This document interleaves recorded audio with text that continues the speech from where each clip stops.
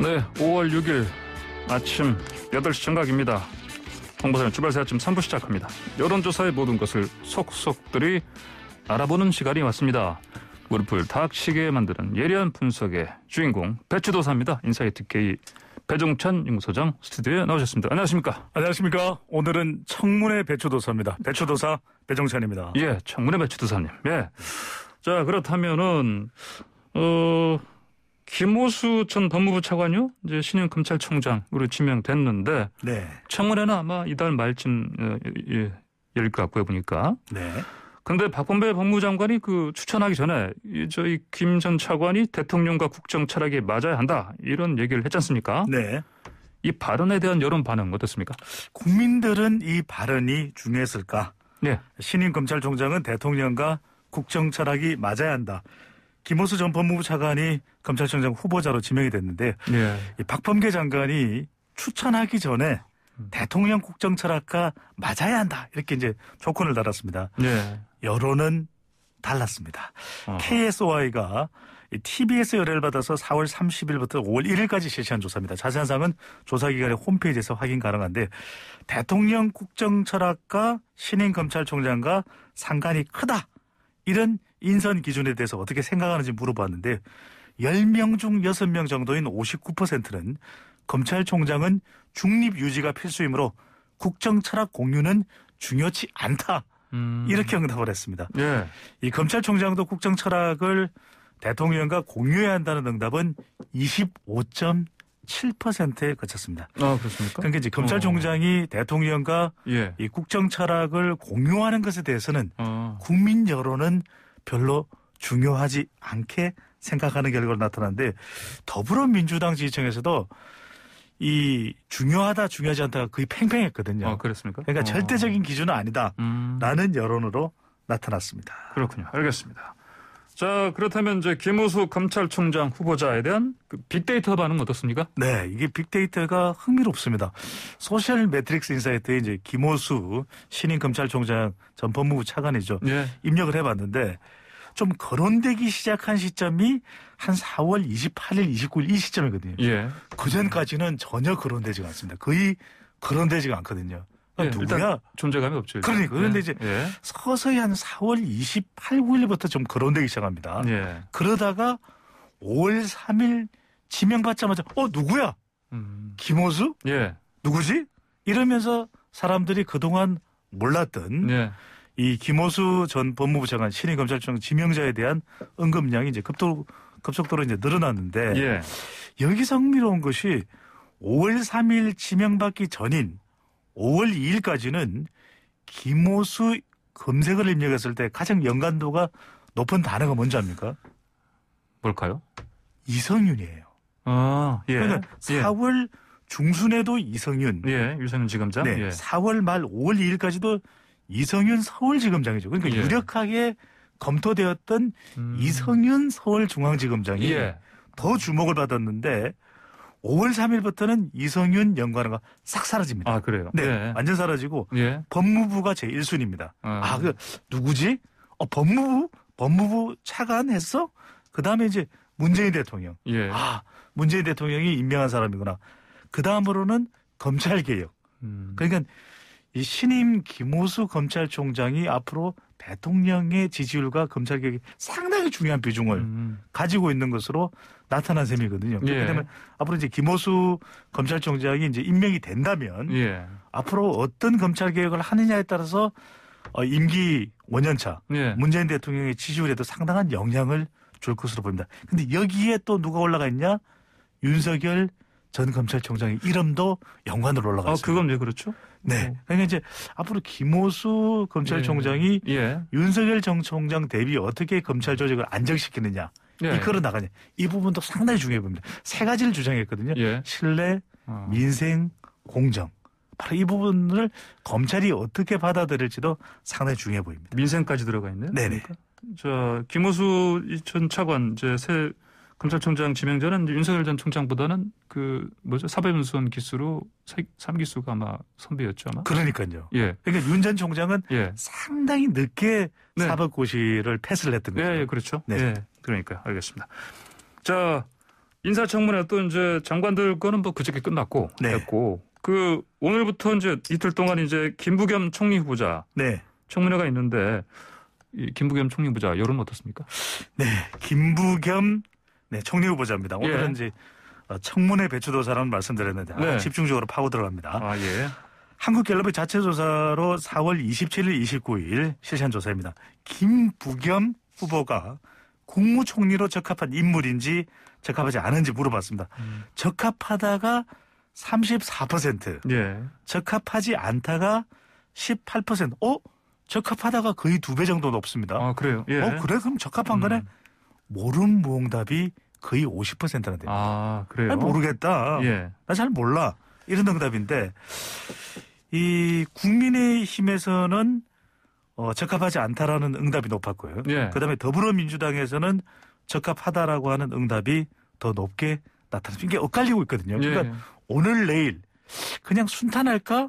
순탄하지 않을까? 예예. 네, 좀 확인을 해봐야 될 것 같아요. 그러니까 이미 한번 장관을 지냈기 때문에 이미 청문회를 한번 거쳤기 때문에 네, 뭐 이번 청문회에서는 뭐 민주당에서 그렇더라고 보니까 뭐 크게 뭐 문제될 건 없을 것이다. 네. 얘기를 하는데 어쨌든 뭐 결과를 봐야 되겠죠. 음.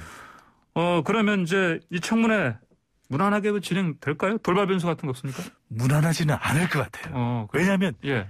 총리가 되는 데는 네. 큰 문제는 없을 것으로 보입니다. 물론 자녀와 관련해서 예. 사위 또 라임 라임이요? 펀드 예. VIP 이 펀드에 뭐 특별 관리를 받았지 않느냐 이런 의혹이 있는데 그건 뭐 네. 어떻게 보면 또 아버지하고는 또 무관한 일일 수도 있는 것이거든요. 아버지 김부겸과는 네. 무관한 일일 수도 있는데 문제는 뭐냐면 이 청문회가 김부겸 청문회가 아니라 정부와 관련된 청문회일 가능성이 상당히 높습니다. 예. 지금 코로나 백신, 부동산 정책, 남북 관계, 또 한미 정상회담도 앞두고 있죠. 예. 검찰 개혁에 대한 또 김호수 신임 검찰총장 지명자와 관련된 배경 이런 집중 공세가 이어질 가능성이 오늘 내일 상당히 높습니다. 네. 그러니까 정작 김부겸 총리 후보자인데 김부겸 후보자에 대해서 대통령에 대해서 네. 현 정부에 대해서 질문이 쏟아질 가능성이 상당히 높습니다. 조국 전 장관 관련된 질문도 나올 수 있고요.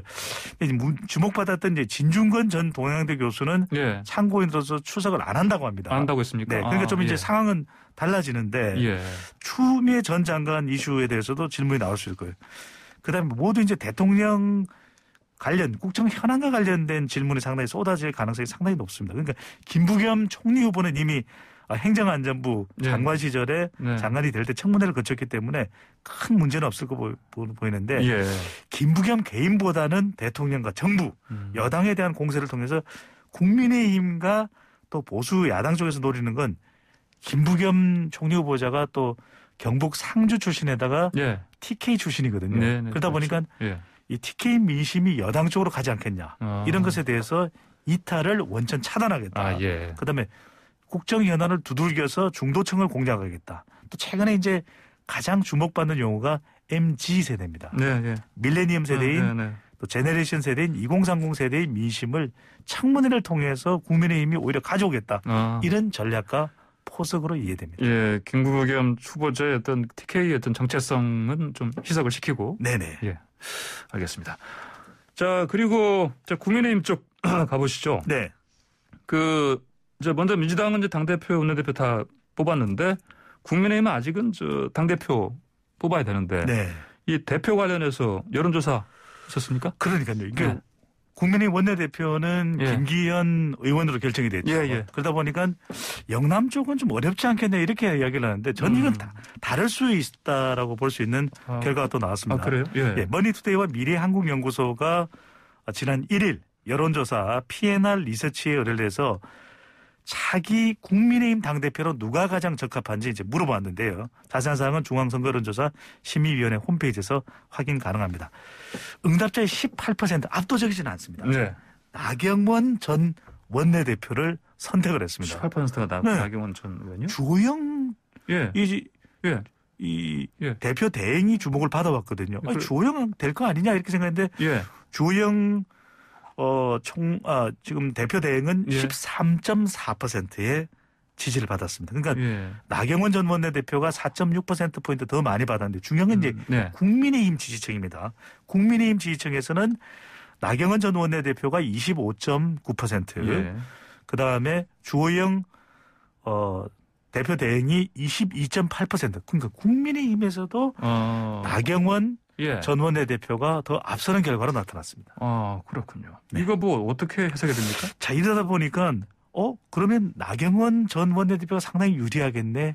그렇지 않을 수 있다는 거예요. 왜냐하면 국민의힘도 당심입니다. 예. 당심이 70%이기 때문에 이건 여론조사에서는 상당히 인지도가 높고 또 예. 국민의힘 지지층들은 얼마 전까지도 서울시장 보궐선거 후보로 출마했던 나경원 전 원내대표를 기억하고 있는 것이죠. 예. 상당히 인지도가 높은데 근데 문제는 뭐냐면 당원은 영남 쪽 당원이 절대적으로 많습니다. 예. 그러다 보니까 여러 가지 내년의 지방선거의 이해관계를 따져볼 때는 오히려 그래도 재보궐선거 때 성과를 봤다. 예. 승리를 가져온 주호영 이 대표 대행 쪽으로 갈 가능성도 상당히 배제할 수가 없거든요. 그러니까 예. 일각에서 이야기할 때는 영남권 좀 배제해야 돼 이렇게 생각하지만 당원들의 생각은 다를 다르다. 수도 있을 것으로 보입니다. 그렇군요. 알겠습니다. 아까 저 MZ세대 언급하셨는데 네네.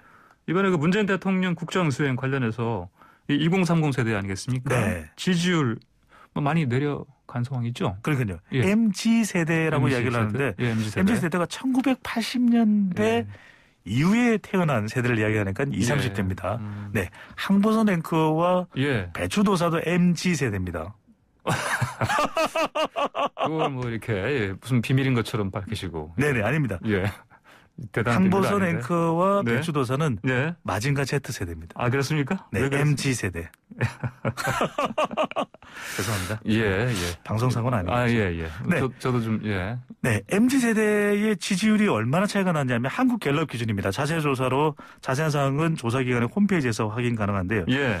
2017년 5월에 문재인 대통령이 취임하고 난 직후에 20대, 30대 지지율입니다. 정확하게는 만 19세부터 29세까지 20대 지지율이고요. 30대 지지율인데 한국선 앵커께서는 그 당시 20, 30대 지지율 얼마 나왔는지 기억하십니까? 글쎄요. 네. 얼마였죠? 20대 94%, 아이, 30대 94%였는데 예. 최근 조사인 4월 13일에서 15일 조사에서는 예. 20대 27%, 네. 30대 33%로 나타났습니다. 그 세대 그 수에 맞게 줄어들었네 보니까. 네, 엄청나게 줄어들었습니다. 그렇군요. 네.